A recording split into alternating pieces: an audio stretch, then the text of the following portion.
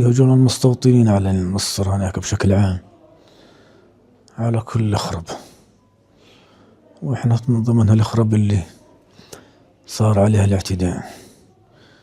لقيت في داري هناك وما شفت سيارتين مستوطنين صفين عند الدار وطاحوا من هنا، بلشوا ضرب فيه بالعصر، بعدين ما غيبت ما صحيت حالي من مرة. ما صحيتش غير وانا في المستشفى بعدين. في راسي كان كل الضرب مركزينه على راسي، في راسي في كسور قالوا للدكاترة، عيني لحتى الآن بشوف فيه زولات ثنتين.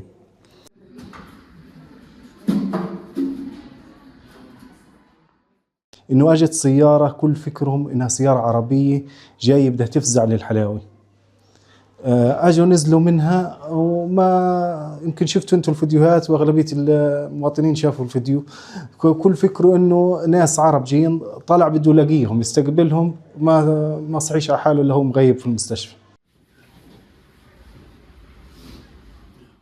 الاحتلال يستخدم المستوطنين المتطرفين لإرهاب المواطنين اللي بيسكنوا في المناطق المسمى جيم، وخصوصا مسافر يطا. الاعتداء على الفخيت هو جزء من عملية منظمة من قبل المستوطنين وحكومة دولة الاحتلال. المستوطنين يتآمرون على المواطنين الفلسطينيين بتنسيق مسبق مع جيش الاحتلال ومع حكومة دولة الاحتلال. الهدف الرئيسي هو ترحيل المواطنين الفلسطينيين من هذه المناطق وضم هذه الأراضي لدولة الاحتلال الإسرائيلي وبناء مستوطنات جديدة من أجل أن تكون دولة الاحتلال من البحر إلى النهر بدون الشعب الفلسطيني.